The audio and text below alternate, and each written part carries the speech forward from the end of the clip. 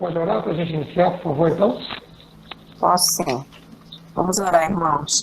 Senhor, louvado seja teu nome. Senhor, te agradecemos, Senhor, por mais essa oportunidade concedida por ti, Senhor, de podermos estudar mais uma porção da tua palavra, Senhor, de aprendermos, Senhor, para que seja vida, Senhor, em nossas vidas, Senhor. Senhor, abençoa teu servo, Senhor, que tu possas colocar, Senhor, no coração e na mente dele aquilo que tu queres, Senhor, que teu povo venha aprender, Senhor, que seja uma aula edificante, Senhor, nas nossas vidas, Senhor. Em teu nome, Senhor, em nome do teu Filho Jesus é que eu te peço e te agradeço. Amém. Amém. Vamos lá, meus irmãos. Hoje a aula ela tem um título até um pouquinho provocador, né? Não sei se vocês estão me ouvindo, se não estiver me ouvindo, vocês me falam, tá? Mas eu estou falando já o máximo de alto aqui que eu posso. Tem um título provocador, mas é uma aula relativamente simples. Ela não tem. Eu sempre gosto de trazer para os irmãos, né, fazer uma pesquisa, trazer algum conteúdo para embasar a nossa reflexão, para embasar as nossas aplicações. Mas a aula em si hoje ela não tem grandes controvérsias teológicas, por assim dizer, apesar do título um pouco provocador. Agora, o interessante é que, apesar de ela não oferecer assim grandes controvérsias teológicas, eu fiz uma pesquisa, quase nenhum material de teologia vai tratar de maneira profunda, tem uns que nem tratam a questão do serviço cristão. É interessante isso, né? Eu fui fazer uma pesquisa, nem a Convenção Batista Brasileira trata, na sua declaração doutrinária, de maneira profunda a questão do serviço. E eu achei isso extremamente intrigante e trouxe para a nossa reflexão aqui também. Hoje, os textos base, que eu queria que os irmãos abrissem aí para a gente pensar um pouquinho, né, o título do artigo que a gente está baseando a aula de hoje é assim: Nosso cristianismo é medido pelo nosso amor ao próximo. O autor do artigo ele foi até mais ousado, né? Ele foi ousado dizer assim: Deus é medido pelo nosso amor ao próximo. Mas assim, é mais uma provocação, não é algo que ele não vai trazer uma grande controvérsia teológica por conta disso. Ele só vai nos provocar a reflexão para dizer assim: olha, o mundo, as pessoas, a sociedade esperam uma atitude dos cristãos e, notadamente, uma atitude de serviço. E ele vai trazer alguns elementos aqui que são, assim, simples, porém, na minha caminhada, e eu estou compartilhando isso com os irmãos, eu vejo que nós, e eu me incluindo, a gente acaba não praticando dessa maneira simples, mas que, ao mesmo tempo, ela é muito produtiva na sociedade. A gente acaba se deixando levar por uma visão um pouco mais talvez burocrática ou talvez assim institucional do serviço. O que ele vai querer fazer é exatamente ao contrário, é provocar que nós sejamos mais dinâmicos nessa questão do serviço e até, num certo sentido, mais bíblicos com relação a essa questão do serviço. Tá? Então vamos lá, os textos são os seguintes. Então hoje vai acabar que vai ser uma aula, eu acredito que até rápida, mas depende muito assim do impacto dessas reflexões aí no coração dos irmãos. Ela não é uma aula que oferece muitas questões, não. Mas eu acho que ela vai provocar muitas reflexões no nosso dia a dia. Vamos lá. O primeiro texto é o seguinte. 1 João 3,17. Eu vou ler aqui, os irmãos podem acompanhar. Ora, aquele que possui recurso deste mundo, quer dizer, um bem material, né? E vir a seu irmão padecer necessidade e fechar-lhe o seu coração, como pode permanecer nele o amor de Deus? Esse é um primeiro texto. E está sendo bem claro, não é um compartilhar de reflexões ou bens espirituais, é um compartilhar material. Nós, ou aqueles que têm uma condição de compartilhar bens materiais com o seu irmão, ou ver o seu irmão passar necessidade, e não se compadece disso, e não compartilha, o autor bíblico é bem claro, ele faz uma pergunta bem incisiva, João, né, vai dizer, como pode permanecer nele o amor de Deus? Então, é uma relação que o autor já vai fazendo entre o nosso amor a Deus, né, a nossa piedade, né, o nosso cristianismo e uma dimensão prática do nosso cristianismo, uma dimensão realmente prática do nosso cristianismo. Não só um cristianismo que fica no campo das ideias ou das discussões teológicas e às vezes até filosóficas, mas uma dimensão prática do nosso cristianismo.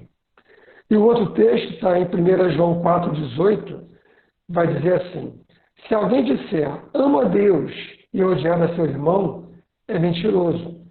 Aliás, desculpe, esse é 1 João 4,20. Desculpe, meu irmão. Se alguém disser, amo a Deus e odiar a seu irmão, é mentiroso.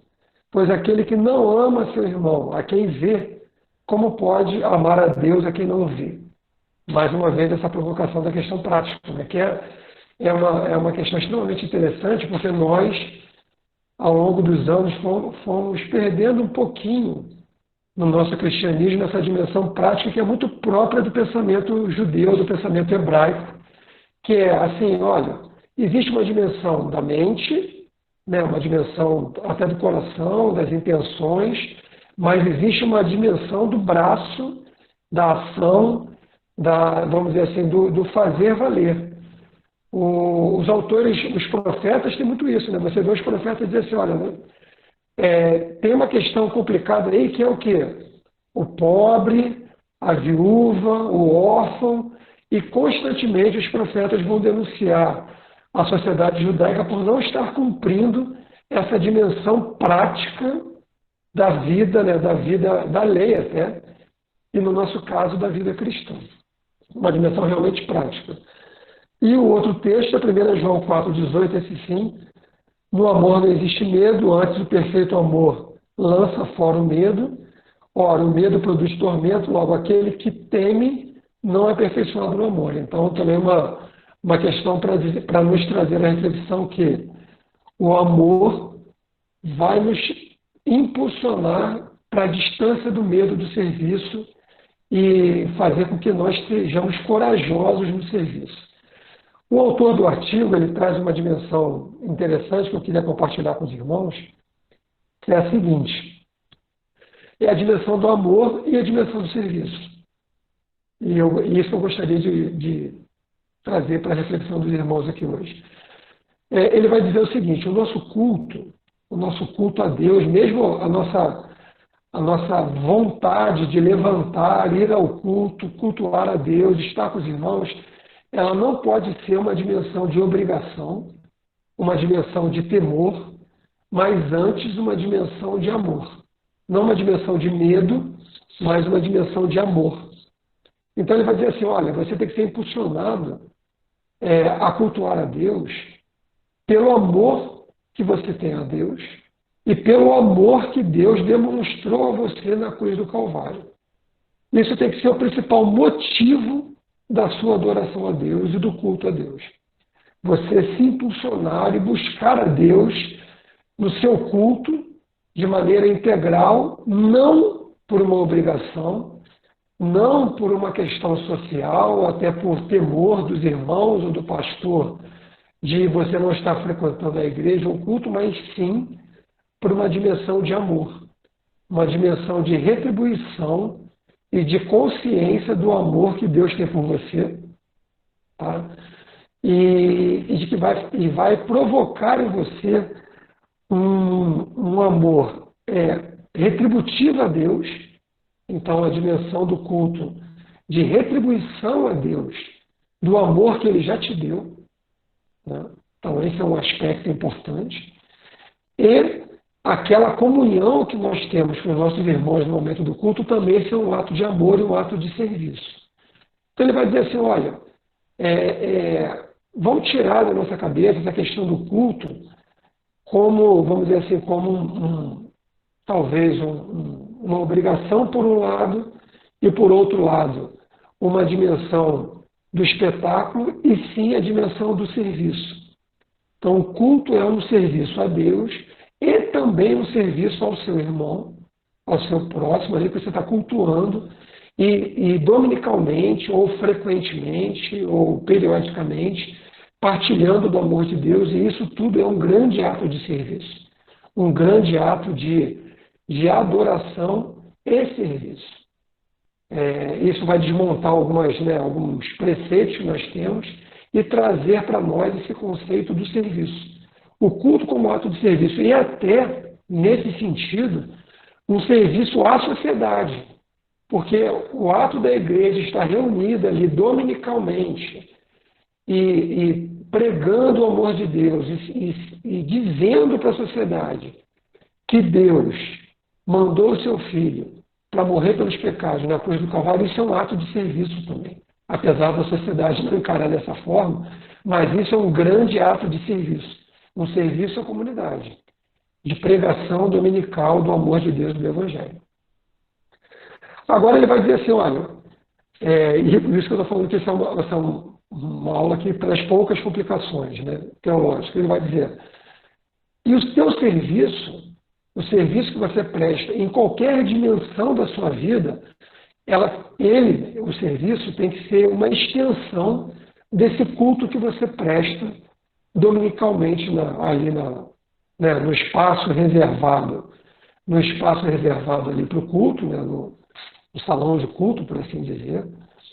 Ele vai dizer, o serviço que você presta em qualquer dimensão, por exemplo, eu quero deixar claro, em qualquer dimensão, não só ao seu irmão, mas o serviço que você presta em qualquer dimensão, seja o seu irmão na igreja, ou seja a sociedade, ele tem que ser uma extensão desse amor que você presta a Deus em culto, e também uma extensão do culto que você presta a Deus.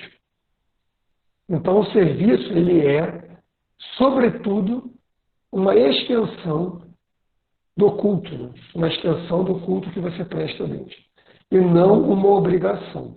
Não uma obrigação. O interessante é que ele vai trazer essa dimensão do serviço como duas, né, um bipé ali, né, em dois pezinhos ali, em dois pilares, que é um pilar do serviço como um ato de adoração a Deus, e a gente acaba tirando um pouquinho aquilo, né, que a gente às vezes vai prestando serviço quase como se fosse uma obrigação, não é? É um ato de adoração.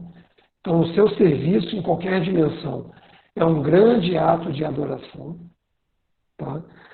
E o serviço como um ato de continuação do nosso culto. Um ato de continuação do nosso culto. E ele vai trazer aqui o que eu achei interessante, meus irmãos, e esse é o ponto que eu gostaria muito de trazer para a nossa reflexão de hoje. Por quê? Porque nós, igrejas de maneira geral, não estou falando da CIB do Rio, não, tá?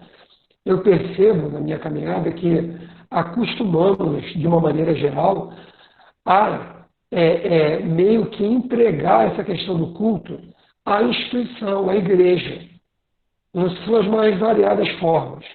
Nós entregamos à igreja, ou a diaconato, ou ao Ministério de Ação Social, e meio que a gente descansa nessa questão do serviço. Mas o serviço ele não é opcional na sua caminhada cristã. Ele é parte da sua piedade, parte do seu serviço prestado a Deus e, sobretudo, parte do seu culto. Então, se você não está engajado de alguma forma num ato de serviço, não é exagero dizer que o seu culto está deficiente. Não é exagero dizer sobre uma ótica cristã integral e sobre o que a Bíblia traz para a gente. Apesar de, como eu tinha falado com os irmãos, eu fiz uma pesquisa sobre essa questão do serviço. Os manuais teológicos falam muito pouco quando falam sobre essa questão do serviço. Eles estão preocupados com a questão da Trindade, com a questão, que são questões importantes, tá, meus irmãos? Eu não estou minimizando essas questões de forma alguma, tá? Questões da Trindade, questões de governo da igreja, a questão do pecado, que é o cerne da discussão teológica, mas quando envereda para essa questão do serviço, a questão da prática, né, que uma coisa é a questão da ortodoxia, Outra coisa é a questão da prática, da nossa prática religiosa. Eles falam muito pouco quando falam. E esse artigo vai dizer assim, principalmente nessa época de pandemia, de questões muito simples que você e eu podemos fazer e que elas são expressão de serviço e, acima de tudo, elas são continuação do seu culto a Deus. Ele vai dizer assim, ele dá alguns exemplos aqui extremamente simples. Faça contato com seus irmãos, por exemplo. Mantenha uma rotina de contato com seus irmãos. Esse isolamento ainda vai trazer consequências psicológicas para todos nós, meus irmãos. Não se enganem. Esse fato de nós estarmos aqui muito tempo isolados, 6 meses, quase, sem frequentar a igreja, muitos trabalhando de casa, quando nós voltarmos para as nossas atividades, isso terá um impacto psicológico. Não tem jeito, é até natural que isso aconteça. Então, se você puder, converse com seu irmão, ligue para ele, ore com ele, coisas simples. Por exemplo, fique atento às condições físicas e psicológicas dos seus vizinhos. Você pode ter vizinhos aí perto de você, passando necessidade material e precisando de apoio. Tem muita gente que, às vezes, gente, não está precisando de comida, de uma bolsa de compras, mas está precisando de carinho. Está precisando de uma ligação, a gente não vai poder dar um abraço nessa época, infelizmente, mas está precisando de uma oração, de uma fala, de uma palavra amiga. Isso faz diferença. Então o autor vai dizer assim, olha, o nosso cristianismo é medido, de uma certa maneira, pelo nosso amor ao próximo. Por quê? Porque esse amor vai ser expressão do nosso culto, é expressão do amor de Deus. Então não adianta, às vezes, a gente falar, Deus te ama, e não expressar isso e não sermos os braços de Deus. Tá? Uma outra questão simples, que eu achei muito interessante, olha só, e esse é um item que ele traz para a gente, que nós podemos ser criativos no nosso serviço. Não só entregarmos o nosso serviço para a igreja, mas às vezes pequenos atos de criatividade que vão fazer diferença no seu serviço. Uma coisa simples, cuide dos pequenos comerciantes do seu bairro. Às vezes você tem a opção de comprar no pequeno comerciante ou numa grande rede de supermercado, compre no pequeno comerciante, porque a sua compra ali vai fazer diferença para o sustento dele, para o sustento da família dele, né? Vai fazer diferença para a manutenção ali da economia do bairro, do sustento do bairro, do girar da economia. Então pense nisso, coisas simples, meus irmãos. Coisas muito simples que a gente pode ter criatividade para ajudar as pessoas. E o último item que muitos da nossa igreja já são atentos, mas nós podemos ficar atentos de maneira individual. Por quê? Porque às vezes onde você está, a igreja não está. Esse é um ponto importante também, né? Nós somos assim a capilaridade da igreja. Às vezes a gente quer que a igreja faça ou se responsabilize por um serviço, mas ela não está próxima onde você mora, às vezes, muitas das vezes. E aí você é a cara da igreja naquela localidade. E ao fazer um pequeno ato de serviço, você está dando testemunho de Deus e está sendo representante da sua igreja também. Por exemplo, ele fala aqui, fique atento às condições dos moradores de rua, que são os que mais sofrem nesse momento, né? Sem condição e talvez assim com muita carestia. E são pequenos exemplos, meus irmãos. Pequenos exemplos para dizer assim, olha, primeiro, né, de maneira geral, para nós pensarmos, o serviço é um ato de continuação do seu culto a Deus. Ele não é um ato separado. Então, ele vai provocar, o autor vai provocar a mim e a você, a nós todos, dizendo assim, olha, não adianta você ir à igreja no domingo e não servir. Não adianta, porque o seu culto, de alguma forma, está deficiente. E aí você pode virar e perguntar, mas como eu posso servir? Como eu posso servir? Só me engajando no serviço da igreja? Não. Ele vai dizer, você tem muitas maneiras de servir, seja criativo, seja extremamente criativo, e escape dessa armadilha de só enxergar o serviço através da igreja, da instituição, ou de maneira institucional. Porque muitos de nós, às vezes a gente senta para conversar com o irmão, eles estão servindo de maneira criativa, mesmo que ajudando a igreja no seu ministério ali, uma coisa não isenta a outra, mas você pode ali na sua zona de influência, na escola, ajudar e com isso ser o braço de Deus nessas pequenas comunidades ou na sua zona de influência. Tá, meus irmãos? É isso que eu queria trazer hoje. Não é um assunto complicado, mas esse título ele é importante porque a gente pense assim, olha, o cristianismo ele é medido, sim, na sociedade de uma forma geral, por esses pequenos atos de serviço. Porque as pessoas vão percebendo que Deus é amor, sim, mas ele é materializado vamos dizer, na mentalidade das pessoas, dentro do que elas podem entender, nesses pequenos atos de serviço. Porque Deus acaba ganhando um rosto, acaba ganhando uma ação. Por mais que a gente entenda que Deus não pode ser materializado dessa forma, a gente entende, mas para as pessoas acaba ganhando um contorno de materialidade. E isso, meus irmãos, não é nada antibíblico, é totalmente bíblico.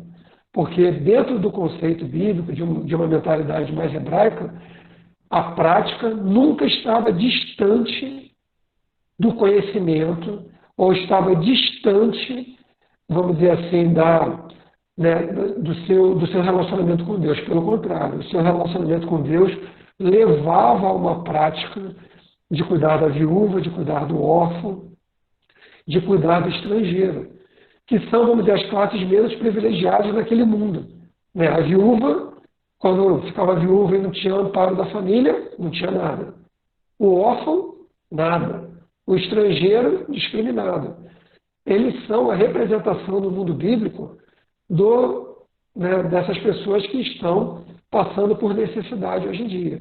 E a Bíblia nos convida a nós ver que Deus, assim, na lei, ele vai dizer assim, olha, quando você fizer a colheita, não colhe lá na beira do campo, não. Deixa alguma coisa lá para o órfão, para a viúva, para o estrangeiro. Para quê? Para que eles possam também fazer parte da sociedade. Então você vê que Deus ele está sempre preocupado com essas questões de expressão de uma certa justiça, por assim dizer, e expressão do amor de maneira prática, de maneira muito simples até. Não cuida da colheita, deixa a terra descansar, o que der lá na terra as pessoas vão se alimentar. Olha que interessante, né? Para que as pessoas tenham condição de fazer parte da sociedade. Eu vou pedir o Bruno para passar um vídeo aí, um vídeo extremamente interessante, algo simples, mas que fez diferença, meus irmãos. Eu vou deixar rolar esse vídeo e depois a gente ora, encerra, vou deixar o vídeo como reflexão. Essa é a aula de hoje. Eu até fiquei preocupado, ela não é uma aula longa, mas ela não oferece, como eu falei desde o início, estou enfatizando, controvérsias teológicas, mas ela oferece a nós um momento de reflexão muito importante, um espaço de reflexão para a igreja e para cada um de nós sobre a questão do serviço. Tá, Bruno? Passa o vídeo aí depois a gente pode...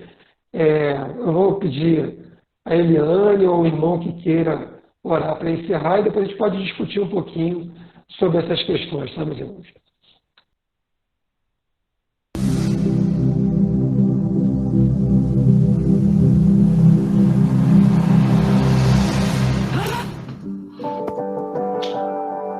Vou sentir sua falta. Eu lembro muito claramente daquele momento, quando percebi que quanto mais impossível o sonho, mais há oportunidades para o Senhor mostrar e fazer o que só Ele pode fazer.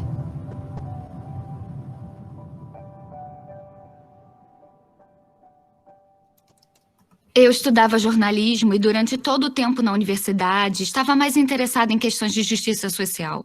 E eu pensava, bom, eu sei como poderia fazer isso, já ouviram falar em Nick Kristof? Jornalismo, uma justiça social, aqui vamos nós. Então parece que quando você tem 22 anos, nunca viajou e nunca teve um emprego de verdade no jornalismo, o New York Times não fica muito interessado em contratá-lo para viajar pelo mundo e contar essas histórias. Na verdade, eu não tinha nenhuma ideia sobre como o mundo funcionava. Mas o Senhor colocou alguma coisa no meu coração. Senti esse chamado e por isso decidi comprar uma passagem só de ida para Uganda.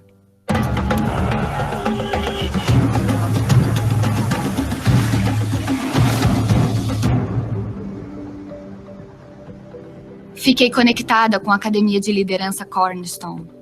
Este incrível programa de preparação para a faculdade de 2 anos para as jovens mais brilhantes do país. O lugar de onde vieram e o que elas tiveram que superar apenas para estar aqui nessa escola me impressionou e me desafiou.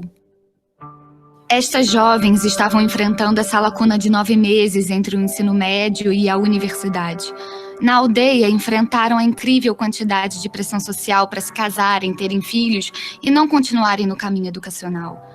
E também a realidade de que não conseguiam emprego para pagar pela universidade.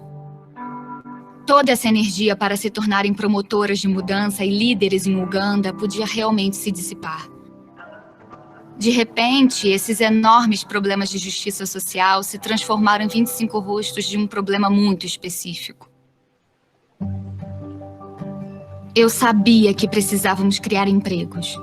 Um dos meus amigos, lá de onde eu venho, sugeriu: que tal aquelas sandálias modernas com fitas que você fazia na faculdade que todos adoravam? Então eu fui para a escola e contratei 3 jovens, Mary, Mercy e Rebecca, e mostrei como fazer as sandálias. E eu disse: se vocês fizerem estas sandálias nos próximos 9 meses, prometo que irão para a universidade no outono. Alguns meses depois, eu voltei para os Estados Unidos e comecei a vender as sandálias na traseira do meu carro. No final daquele verão, tínhamos vendido sandálias o suficiente para levar a Mary, a Mercy e a Rebecca para a universidade.